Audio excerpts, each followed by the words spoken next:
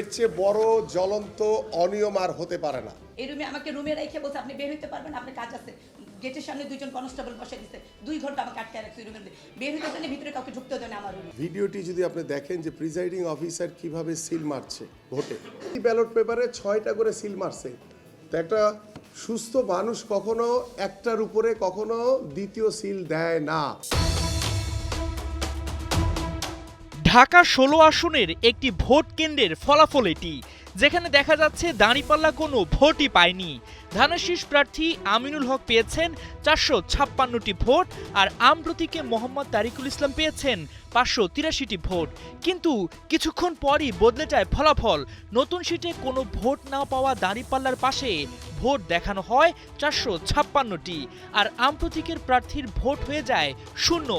কিন্তু কিভাবে? আমি যখন মিরপুর বাংলা স্কুলে গিয়েছি, এখানে তারা নিজেরা এসে পুরো ফলাফলটা মেকানিজম করে যে কিভাবে আমাকে এই ভোটে মানে হারানো যায় সেটার একটা মেকানিজম তারা করেই ওইভাবে আমাদের সামনে চোখের সামনে তারা একবার দেখলাম পুরা শিটগুলো এনে ওলট পালট করছে। যিনি সহকারী রিটার্নিং কর্মকর্তা দুইজন, একজন মহিলা আরেকজন হচ্ছেন পুরুষ ছিলেন।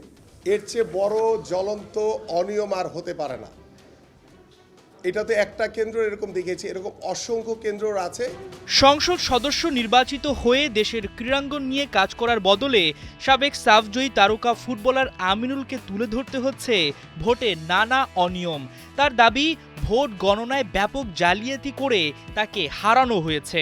যেখানে আমাদের ঢাকা 16 আসনের ধানের শীষের বিজয় সুনিশ্চিত ছিল, যখন আমরা ভোট গ্রহণ শেষ হয়েছে, ভোট গণনার পর থেকে আমরা দেখেছি আসল ইঞ্জিনিয়ারিংটা করা হয়েছে একটি দল জামাতের পক্ষে। জামাতের প্রার্থীকে বিজয়ী করার জন্য তারা যেভাবে 8টি থেকে 10টি কেন্দ্রকে টার্গেট করে তারা কাজ করেছে।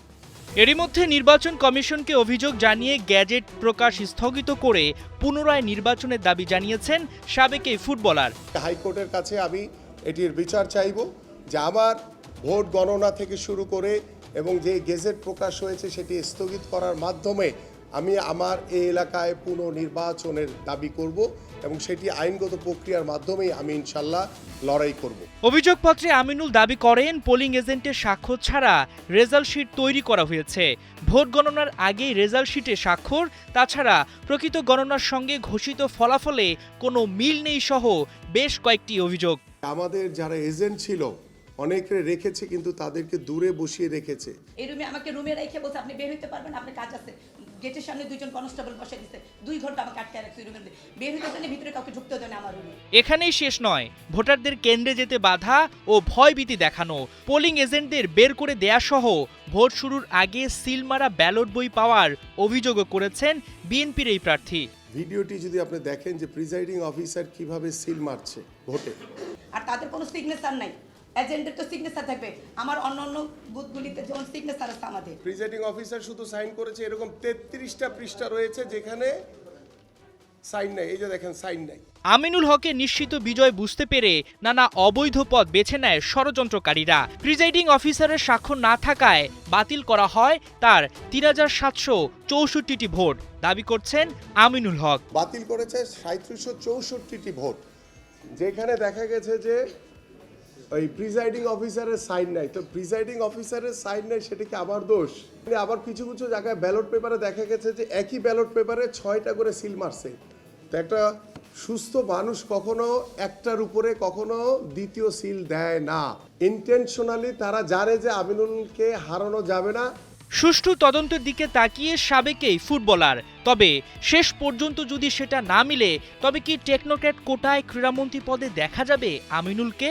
আমি আশা করি যে সেটা আমাদের আগামীর যিনি মাননীয় প্রধানমন্ত্রী হতে যাচ্ছেন তিনি সিদ্ধান্ত দিবেন। আমি তার সিদ্ধান্তের অপেক্ষায় রয়েছি যে তিনি কি চিন্তা করবেন আমাকে নিয়ে, আমি সেইটি তার উপরই ছেড়ে দিয়েছি। তিনি যেই সিদ্ধান্ত দিবেন।